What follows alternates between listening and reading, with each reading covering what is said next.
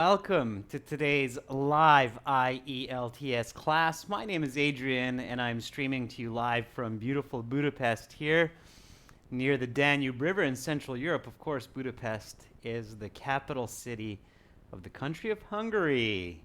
And I welcome all of you. This is a members chat class. Our all chat class will start in 90 minutes with the speaking section. In this class, we will take a look at a reading passage and some yes, no, not given, true, false, not given strategy.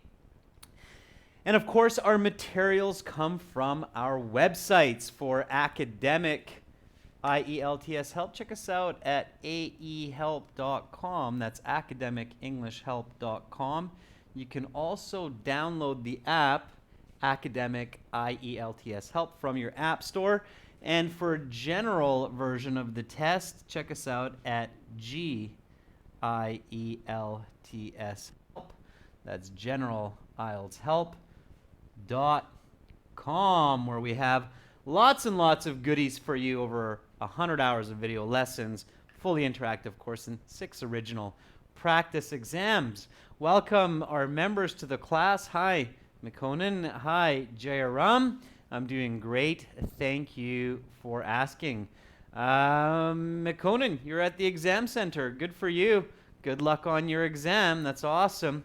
And I see we have a new member as well. Welcome, Dev.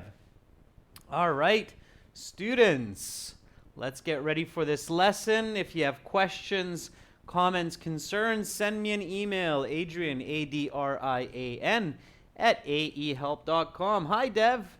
Glad to see a new face, new member. Actually, Dev, I think you're a member from before, judging by your emoji. I'm not sure why it's saying you're a new member. Maybe you've rejoined. Students, today the members chat class is reading. Again, it's followed by speaking part 1. That's for everybody.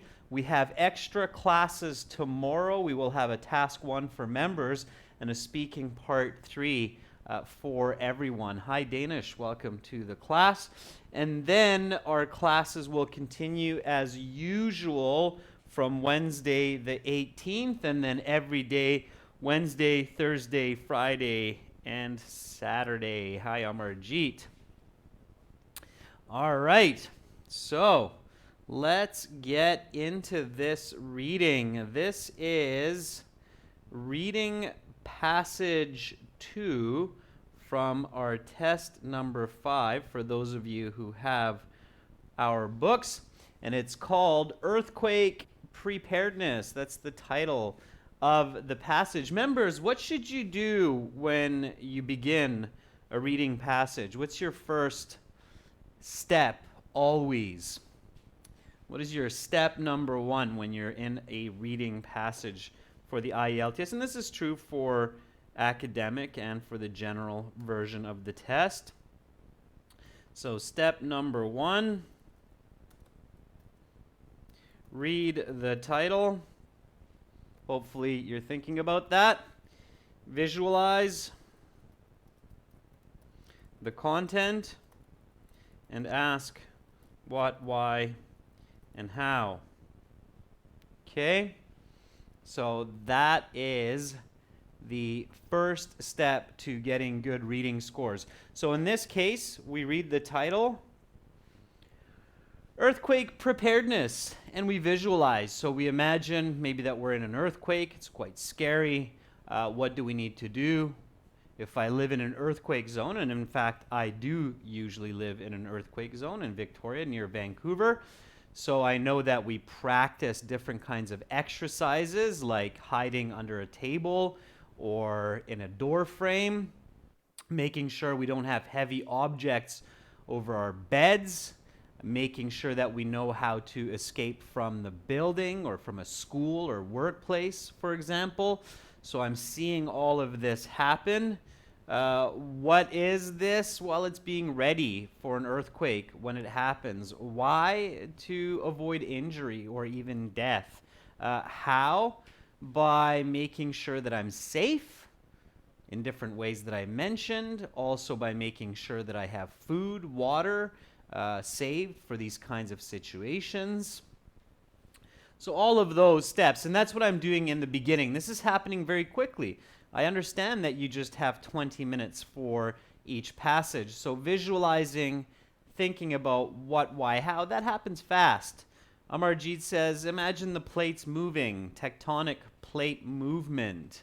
That's right, that's what causes earthquakes. That's the why they happen, Amarjeet. That's correct. So what do I do next? So I read the title, I thought about it, I visualized it, I used some good questions to get a complete idea. And what do I do next after reading the title? This should be your step number 2, of course. And practice these steps at home all the time regularly, and maybe it will take you 30, 40 minutes at first, then it'll take you just 30, then it will take you 25, and eventually you will narrow the time to just 20 minutes, and it will be a very effective 20 minutes of reading and answering with a high degree of confidence in your answers, and that's what you need to do. Okay? Danish, I'll check it out, and I'll respond to you if you've sent me an email. I'm sure I have it, so I'll take a look. If I don't, send it again. All right, so step 2.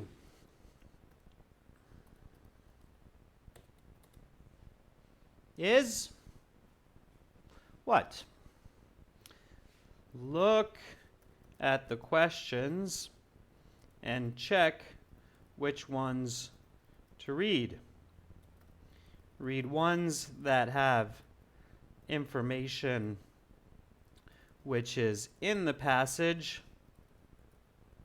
Avoid reading questions that confuse you with false or extra information. Okay? So let's do that now, members. Let's take a look at the questions for this passage. Here we have questions 14 to 17. It is a yes, no, not given question. Many students find these challenging, but there's some really good strategies to help you with this. So, yes, if the statement agrees with the claims of the writer. No, if the statement contradicts the writer. And not given if it's impossible to say what the writer is thinking about this. Should I read this question before I read the passage? Is it good to read these 1, 2, 3, 4 statements before I go ahead and look at the passage and read through it? Amarjeet says no. And you are right, Amarjeet, because this can very likely have false and extra information, which is simply just confusing. The brain's not linear. It doesn't think in a line. It thinks like a web. So it can confuse information that it reads before the passage, because once you read the passage, you will be uncertain. You can't skim or scan and search for these answers, okay? It's not possible. I'll tell you why. Because if you have a not given, it means it's not in the passage. And searching through the whole passage to maybe realize that the statement is not given wastes a lot of time and is really frustrating. Okay? Danish, most of the time the yes, no, not given can come in the sequence of the passage, but it's not guaranteed. And the reason why, Danish, is because a not given is not in the passage, so you don't know where it comes from or where it doesn't come from. Okay, so logically the answer is no, because not given is not in the passage, so you wouldn't know if it's in there. The yes and the no maybe, but then you don't know, because if this one is not given and this one's a yes, then now you have no idea where this question continues, because this one is not in the passage. So this could be earlier or later. Okay, so searching for them, Danish, it's a really bad idea. It's very, very wasteful time and energy. All right, so we skip those questions and we go to the next one. Complete each sentence with the correct ending, A to G below. So here we have 4 half sentences. And then we have 7 choices.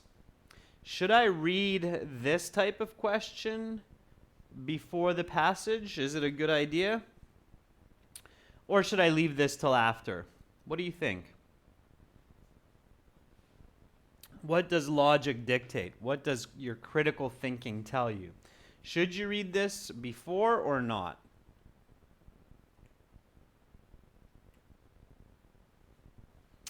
Drum roll, please. The answer is kind of a tricky one. Read the statements only that are the first half, okay? So this information here, it's in the passage. This information here, we don't know what's in the passage. 3 of them are not in the passage, or 3 of them are wrong.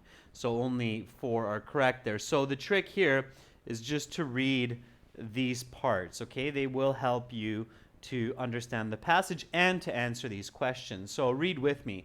The first step after waiting out aftershocks is to. Now, if you don't understand a word like aftershocks, don't worry. Just leave it, okay?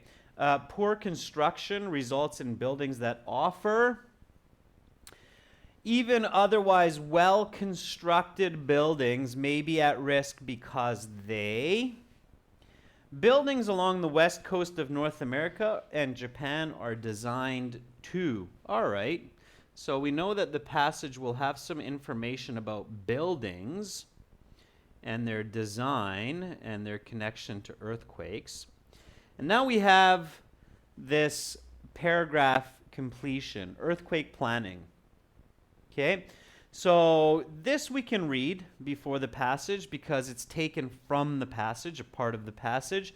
So we can just read this and get an idea. Planning is incredibly important. Now you can read this quickly. Don't spend a lot of time on these summary type questions. Just read through them fast, okay? So planning is incredibly important for surviving an earthquake. Students, this is a reading class, and for all of our viewers, not just our members, while I'm doing this, make sure to read with me, okay? So read together with me, nice and loud if you can. They must make sure in advance that they have appropriate to survive after the event. Don't use the words blank or space, just read the words that you see. Is the most critical resource after an earthquake, since municipal sources may be damaged and unavailable. Conversely, will be less scarce because it is less likely to be compromised in an earthquake. Some measures to take in preparation for an earthquake include storing medical supplies in a safe place, not hanging picture frames above your bed, and identifying in your home and workplace. In the event of an earthquake, try to call for help using your phone, or if you're something on a pipe. All right, just let me get you back on screen here. Not sure why my camera cut out. Just take a moment. So we read that paragraph completion type question. Now we are ready to read the passage, okay? And so far, step 1 and 2 should really only take you about 2, maybe 3 minutes at most if it's a more difficult topic. So you shouldn't be wasting 5-10 minutes. Of course, practice will help you with this, members, so make sure that you're practicing this at home before the IELTS exam. Okay, so let's go back to the actual passage. And now many students ask, should I read the whole passage or should I just be looking for answers? If you are a student who needs band 6.5 or more, you should be reading the passage. It's easier to get a band 6.5 and especially to get a band 7 or more with reading the passage. If you can get a band 7 without reading the passage, you can probably get a 7.5 with reading the passage. So keep that in mind. All right, so students, let's read the passage together. Earthquake preparedness. Of all natural disasters, earthquakes are likely to be the most devastating. though earthquakes, most of the time, are only weak tremors which are not even strong enough to knock picture frames off walls. At their strongest, earthquakes can destroy entire cities, killing thousands and displacing millions. For regions of the world affected by earthquakes, being prepared for the big one is crucial to surviving when it eventually occurs. Earthquake preparedness takes three forms: education, construction, and planning.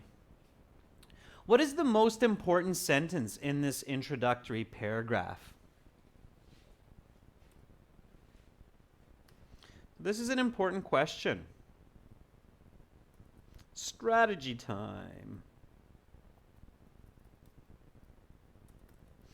Pay close attention to the most important sentence of the passage, which is in the introduction paragraph. It is the what? Members, what's the most important sentence in the introduction? In the passage, it's also the most important sentence in your task 2 writing. What's the most important sentence? And if you're still in the chat here, if you're still watching this, Mekonnen, this will be very important for you when you sit the IELTS exam right now.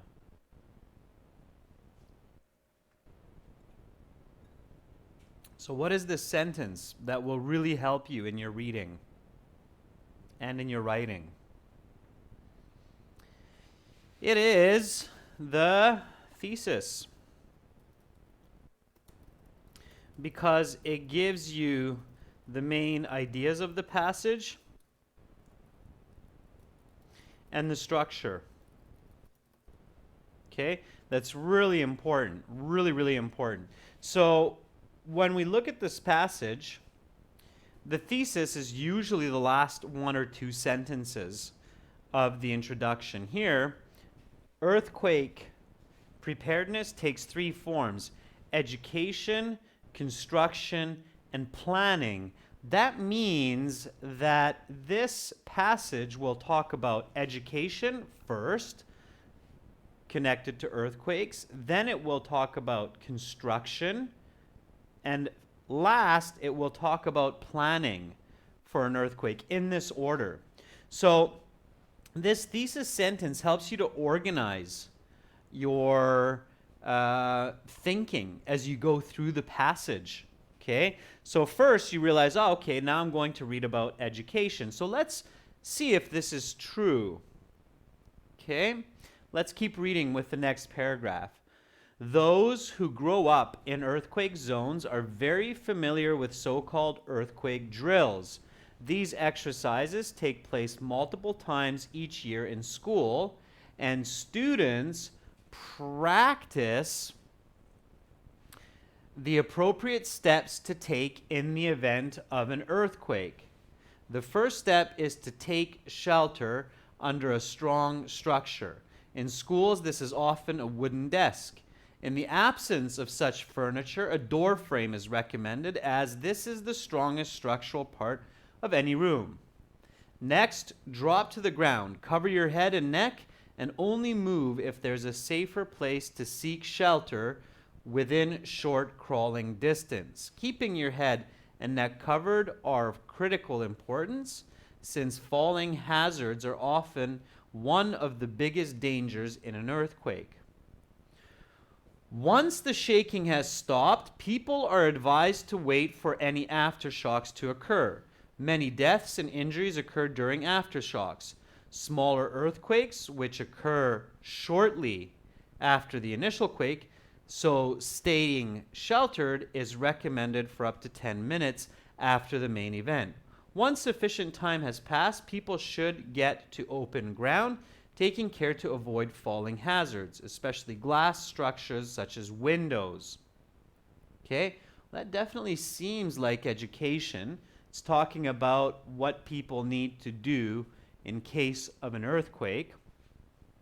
So far, the thesis is definitely following this structure. I should say the essay is following the structure of the thesis.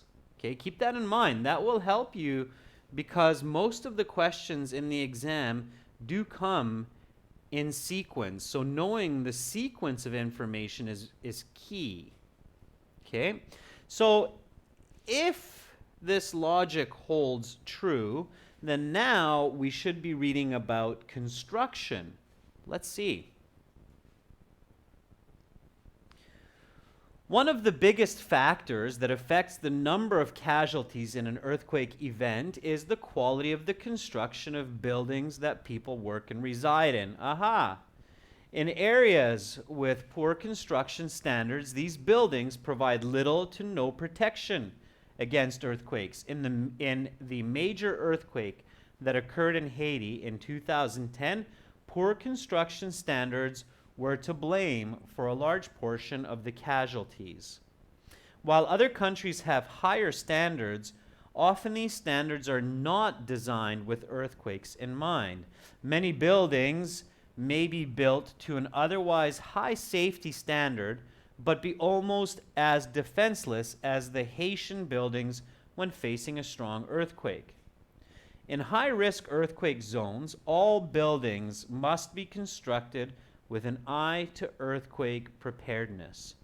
Buildings in areas such as Japan and the west coast of North America are constructed to shift a certain amount along with an earthquake. This elasticity allows the building to survive the quake. Instead of shaking and being knocked down, they are shaken and returned to their original place. This type of construction greatly minimizes the risk to inhabitants in the event of a major earthquake. Okay, great. So this is about construction. Now, to add to your skill and to your technique so you understand what you read. Okay, Joanne, welcome to the class. What should I be doing? So, okay, great. I'm paying attention to the thesis. I'm following the structure of the reading. I'm realizing that this is education. Here's construction. I'm sure it's going to be followed by planning. What should I do while I'm reading a paragraph like this about buildings and construction and being prepared for earthquakes? What should I be doing in practicing this skill at home? So this is another strategy that's very, very important to get those better, higher band scores.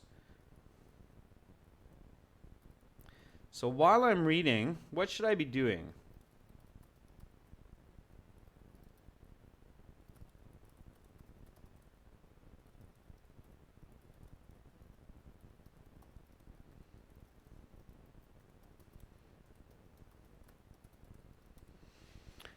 You should consistently be doing what?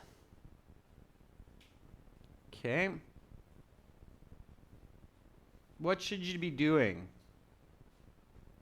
while you read? And Joanne, you know this. You can definitely associate with this if you're living in Haiti. You should be waiting for your answers, members. We're interacting. You should be visualizing. Okay? It means you should see the information. All right? So when I read this paragraph about construction, I should see myself in countries like Japan or Haiti being inside of a building that's poorly constructed, maybe made of bricks and mortar and no special frame or no special foundation to hold the building together. That's right, Danish. You should be visualizing. So you should see this. Here is the topic sentence. There's a very quick explanation, and then they give you an example of Haiti in 2010. Then the author gives you some more explanation about earthquake zones, and then examples of earthquake zones like Japan and West Coast North America. So you should see all of that information. You should keep a catalog in your mind. Stay active. Don't let your mind daydream and drift off, okay? I still have in my mind that the next paragraph will be about planning. So let's plan, okay? The final form of earthquake preparedness is planning. Look at that. People in high-risk areas must have a plan for what to do in the event of an earthquake. And they must plan beforehand so they have appropriate supplies to survive in the initial days after the event. The most important resource after an earthquake is water. And it is recommended people keep enough water for a week, approximately 28 liters per person. Food will not usually be difficult to come by, but water, which relies on municipal delivery systems, which are very likely to be compromised by the quake, is precious. Other critical items, such as medical supplies and personal documents, should also be stored in a safe place so they can be retrieved after the event. Other measures which are useful to prepare for an earthquake are keeping a flashlight and whistle next to your bed, not hanging falling hazards such as picture frames over your bed, arranging a family contact person outside of your area, arranging a family meeting place, and identifying both hazards and refuge areas within your home, school, and workplace.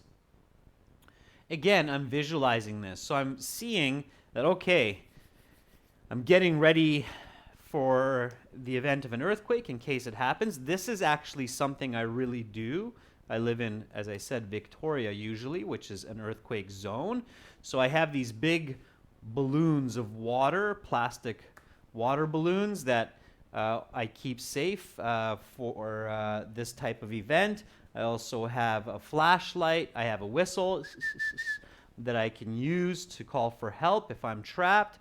So I picture and visualize all of these steps. I have my contact information on paper so I can reach out and get help. All right. What comes next? Well, maybe some advice, bit of a conclusion. Let's keep reading. In the event that you are trapped after an earthquake, do not struggle or kick up dust. Instead, try to make sounds such as blowing on a whistle or tapping on a pipe so that rescuers may locate you. If you have a mobile phone, use it to call or text for help. Earthquakes can be deadly. All the preparedness in the world will not help if a sufficiently large earthquake hits the wrong spot. What can be done, however, is to improve the chances of survival. Through education, appropriate construction, and diligent planning, countless lives can be saved. So there is the conclusion. They strengthen those points: education, construction, and planning. All right, now that I've read the passage, I can answer the questions. Now, if you've done a good job with your step 1, step 2, and reading the passage, step 3, you only need about 7-8 minutes to answer all of the questions. Okay? So keep that in mind. Okay?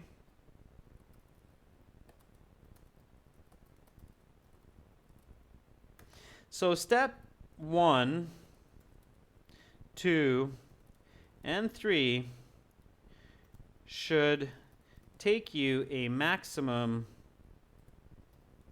of about 12 minutes, leaving 8 minutes to answer questions. And that should be enough. Okay? Each passage has approximately 13 questions, and 8 minutes, that means you have 40 seconds roughly for each question. 40 seconds is a lot of time for one question on average. Okay?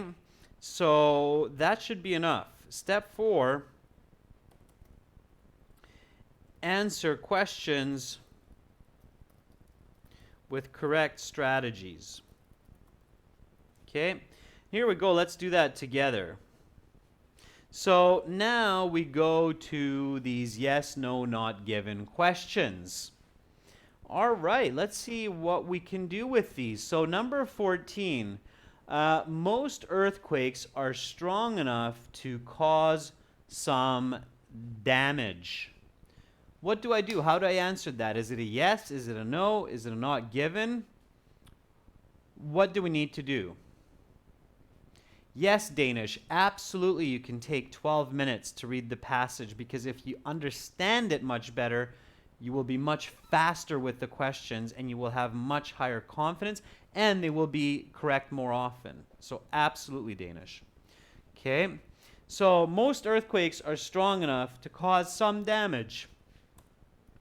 Well, yes, no, not given questions. Okay, this is strategy. For yes, no, not given. Also for true, false, not given. It's the same strategy. First, ask, is this important for this passage? Okay. If yes, then given, and then ask, is it true or false, or yes or no? Let's do it with this. Okay? So most earthquakes are strong enough to cause some damage. Is it important for this passage to know if most earthquakes are strong enough to cause damage?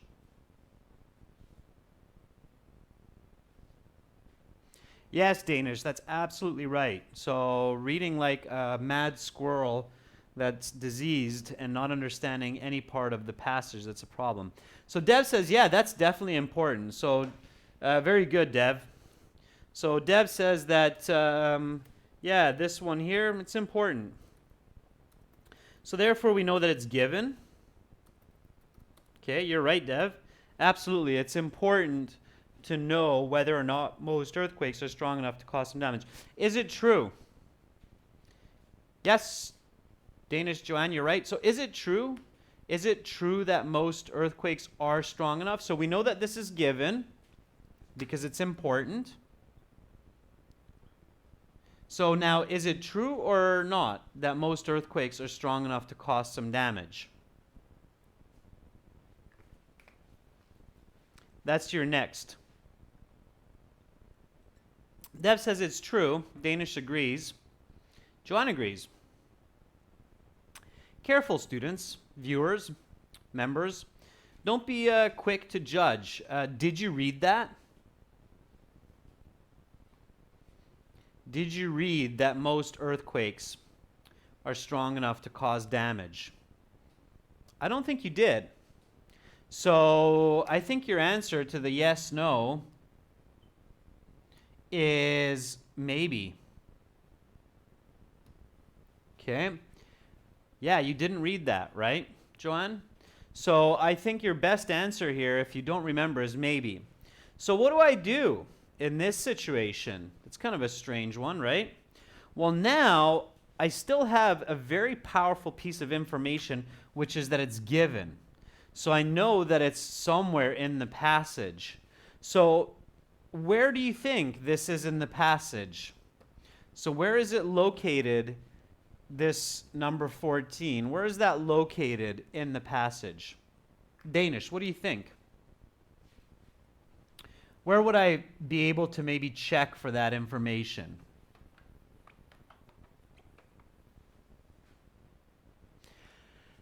No, Danish, I would say even earlier.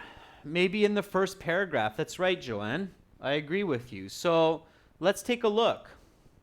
Okay. It sounds like it's something in the beginning. So I know it's given, so if it's given, it'll be somewhere in the beginning. Of all natural disasters, earthquakes are likely to be okay.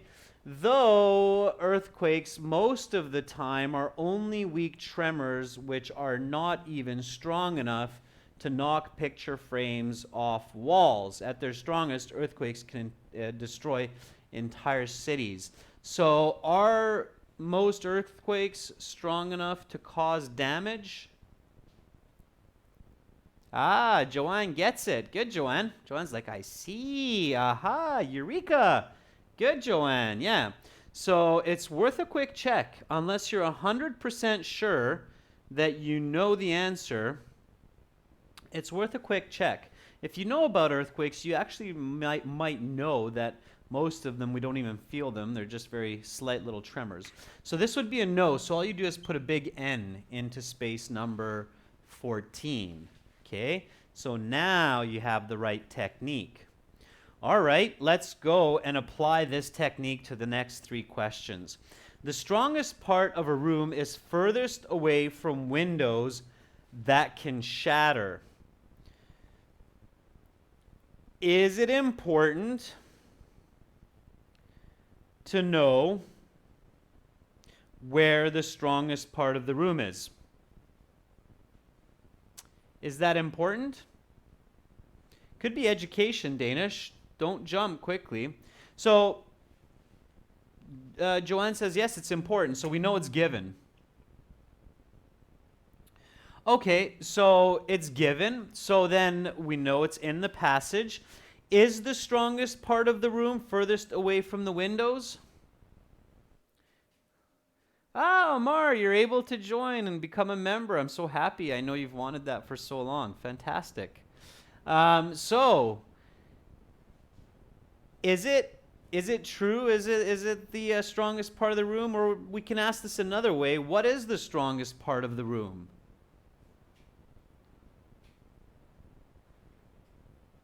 You might not have to go back to the passage for this one. Just think simple. Think critical.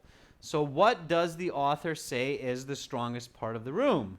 Does the author say that the strongest part of the room is furthest away from the windows? Or does the author say a different piece of information about what the strongest part of the room is?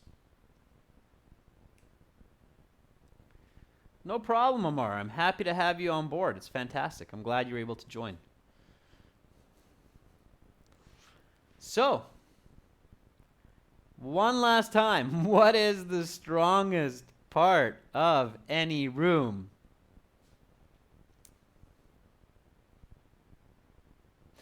It should be away from windows, but I don't think the author says that. So the strongest part of the room is that doesn't make sense, students. Keep it simple. The strongest part of the room is the door frame, right? Again, if you don't know, you can check. So here we go. Take shelter in a school under a strong structure. This is a wooden desk. In the absence, furniture or a door frame is recommended, as this is the strongest structural part of any room. There you go. It's a door frame. Is a door frame the furthest away from windows? I don't know, but the author doesn't say it's the windows. So, in this case, the answer has to be no. Okay? No, because the author says the strongest part of the room is the door frame. The author doesn't say it's the part that's furthest away from the windows. Number 16, your head and neck are the weakest parts of your body and must be protected. Is it important to know whether your head and neck are the weakest parts of your body?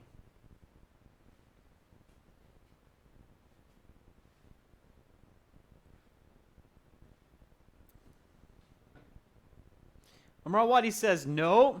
Amarjit says that's not important. Yeah, not the must be protected, but it's the weakest parts of your body. It's not important, so it's not given.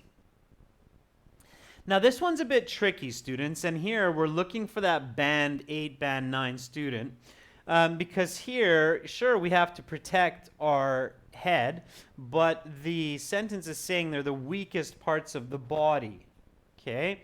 The author doesn't talk about the head and the neck being the weakest parts of the body. The author says that you have to protect your head and neck because there are falling objects. In fact, your head and your neck are quite strong. Your neck is one of your biggest muscles, and your head is protected by your skull. They're not weak parts of the body at all. Okay, so that one's not given. Last one, aftershocks are incredibly dangerous. Is it important to know for this passage if aftershocks are incredibly dangerous? Aftershocks are the little earthquakes that come after the big earthquake. So is it important to know if aftershocks are dangerous? Joanne says yes, so we know it's given. And are aftershocks incredibly dangerous? Are they something to worry about in case of a big earthquake? Yes, absolutely. So, students, here the correct answer is no, no, not given, yes. This is a perfect example of why you should not skim or scan for these types of questions, because 2 of the 4 are false or no, 1 is not given, and only 1 is given. So using good reading techniques, reading the passage and using a good strategy is much, much more effective. Now, Danish, be careful when you're giving answers in your answer sheet. If it's yes, no, not given, you have to write yes and no, otherwise you'll get those wrong. So if you write false instead of no, it's going to be wrong. If you write true instead of yes, it's going to be wrong. So really pay attention if it's a yes, no, not given or a true, false, not given. Okay? All right. Let's look at the next set of questions. So here we have the sentence completion. So complete the sentence. Here, with these, you should always try to complete them on your own. So the first step after waiting out an aftershock is to. So what's the first step? What should you do first after an aftershock? How would you complete that sentence? So after you waited for the earthquake, waited for the end of the earthquake, waited for the end of those aftershocks, what should you do according to this author? And if you visualized, if you saw the information, you probably saw yourself doing this. What did you see yourself doing?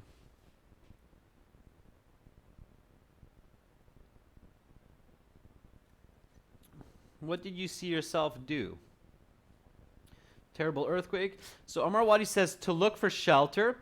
You're probably doing that, Amar, during the earthquake. So while the earthquake is happening, you're looking for shelter. You're trying to dive underneath a table. As you can guess, I have a table to my left. That's where I was diving. If I'm going for my door frame, I'm going this way to the right. So that's what you're doing while the earthquake's happening. But this is after the aftershocks, which is the end of it. Yeah, so Joanne says, find some open ground. So get into some open space. And we have that there. B, leave the building and find open ground. Now, if I don't know this and I have to search, I probably should realize that it's in the part where the passage discusses education.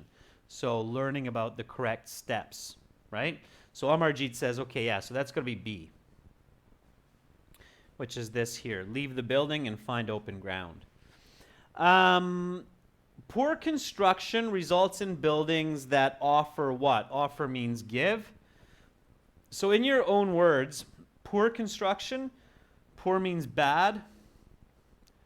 So bad construction creates buildings that offer what? In your own words, how would you finish that sentence after you're reading this passage? Well, I would probably finish it by saying poor construction results in buildings that offer very little protection or no protection against an earthquake. Okay, so they give very little protection or almost no protection if an earthquake happens. So let's see if I can find that. So poor construction results in buildings that offer or not designed to withstand earthquakes. That's bad grammar. Remember that the sentence ending has to make a sentence which is clear in grammar. So there can't be grammar mistakes. Okay. A modicum of earthquake protection. I don't know what modicum means. Okay. Move in response to an earthquake. Lack the flexibility that Haitian buildings have. Withstand earthquakes due to their rigid construction. Little protection in an earthquake. Well, I know what little protection in an earthquake means. Amarjeet says, hey, ladies and gentlemen, let's not rush here. Just because we see a fancy word doesn't mean it's correct. And Amar agrees. And I agree. Anybody know what a modicum of earthquake protection? Anybody know what modicum means? M-O-D-I-C-U-M. It's an advanced word. Just because you don't know it doesn't mean it's correct. So I would go with G here. Okay. Modicum, I believe, means something like plenty or a variety of protection. So that wouldn't make sense. Okay. But you can look up that word and find out its meaning. Okay, even otherwise well-constructed buildings may be at risk because they... I'm going to finish this one. Even otherwise well-constructed buildings may be at risk because they are not designed for earthquakes. I can create a beautiful glass building. If it's not made for earthquakes, it will shatter and fall to pieces, right? A, are not designed to withstand earthquakes. That looks great. A, it is. Absolutely. And all of you agree. That's fantastic. Good job, members. So the trick with these kinds of questions is you should try to think about the answer or how to finish the sentence on your own and then find the match in the possible choices. Buildings along the west coast of North America and Japan are designed to withstand earthquakes, flex, move in response to an earthquake. Okay, that would be the ways I would finish this sentence. I visualized in the passage that North America and Japan are earthquake zones, so they make buildings which withstand earthquakes. How do they do these? Well, by moving and shifting and bouncing around and then kind of bouncing back to their original. Yeah, so Amarjeet says they're flexible, are designed. Now, Amarjeet, just make sure your grammar is correct, are designed to be flexible, right? So to be flexible. So lack the flexibility, no. Okay. Move in response to an earthquake. That looks good, right? They're designed to move. Lack means not have the flexibility, right? So careful. So D looks good. So D is the right answer.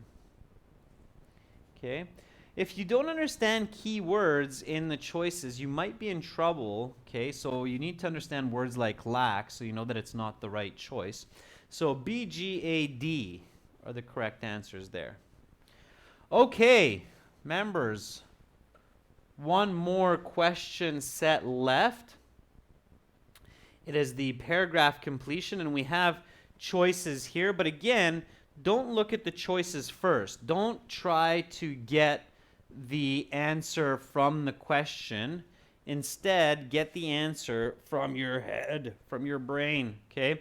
If you're doing the IELTS exam and you're hoping that the exam will give you the correct answers to the questions, it's not a good strategy and you will get a much lower score than if you're using your intelligent supercomputer globulus that's on top of your shoulders, your brain. Okay, use that. The IELTS is a thinking exam. So these are here to help you, but the answers are coming from this beautiful noggin of yours that sits on top of your shoulders and is the most fascinating supercomputer known to mankind. Okay, so that's where the magic happens, not on the piece of paper. So again, read and answer. Earthquake planning. Planning is incredibly important for surviving an earthquake. They must make sure in advance that they have appropriate what? What do I have? Appropriate what? In case of an earthquake. Appropriate things or stuff? What's a better word for that?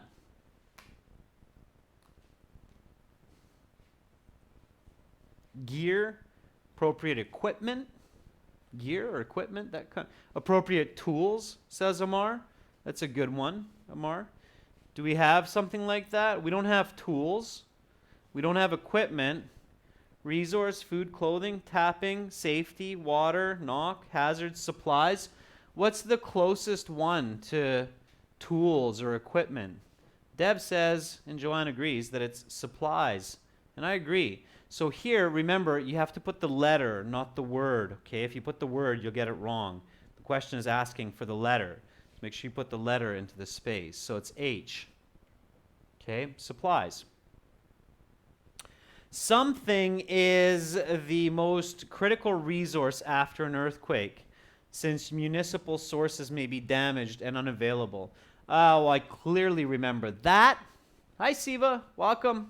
Another new member. Fantastic. Yeah, Joanne, think about your answer, of course, and then choose the right one. So water, right? And water is B. Water is the most crucial. Okay? Conversely, something will be less scarce. So we need water because we don't have fresh water after an earthquake. What do we have lots of, or what do we still have after an earthquake? So conversely means opposite. So opposite to water, something will be less scarce. Less means not as rare. So what do we have enough of after an earthquake? Joanne says food. We still have food because, okay, sure, you're not going to have some nice boxes of cereal and cans of beans organized on the shelves. They'll be all over the ground, maybe a little bit dusty, but you're still going to have food. Okay, you'll still have food. Now, let's see. There it is. Food, right? Good.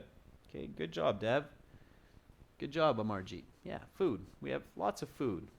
So C. So food will be less scarce because it is less likely to be compromised. Compromised, obviously, now you realize means damaged in an earthquake. Some measures to take in preparation for an earthquake include storing medical supplies in a safe place, not hanging picture frames above your bed, and identifying something in your home and workplace. What do we find in our home or workplace? Maybe some safe zones or some areas that are strong or that are dangerous, right? What do you think? Which one of these, identifying something in your home and workplace, so not hanging picture frames, or identifying dangers? Identifying safety in your home and workplace is not going to be correct. Okay. Amarjeet says it's got to be hazards, and you're right, Amarjeet. So that one's hazards. So dangers. Okay, hazards is another way to say dangers. Like don't stand next to your gas oven in case of an earthquake.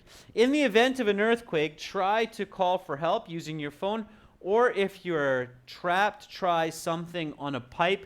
Now here you need to know that a pipe means this type of an object, okay? Maybe for water or for some other, for electricity. Hopefully there's nothing going through it. So what can you do with the pipe? You can hit it. Ding, ding, ding, ding, ding, ding. Hopefully somebody hears you.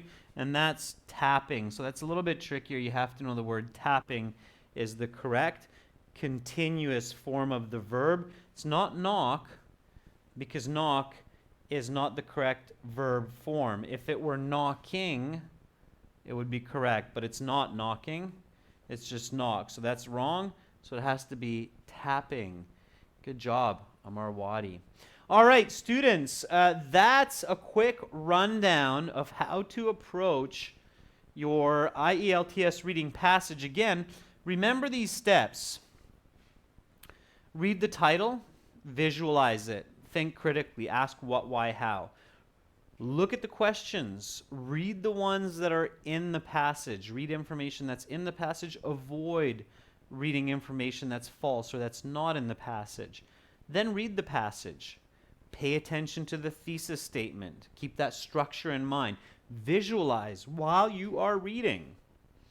Then answer the questions in about 8 minutes. Use correct strategies. Don't panic. Okay, go through the steps and you will be correct. And that is right, Amarwadi. Try plus verb plus ing.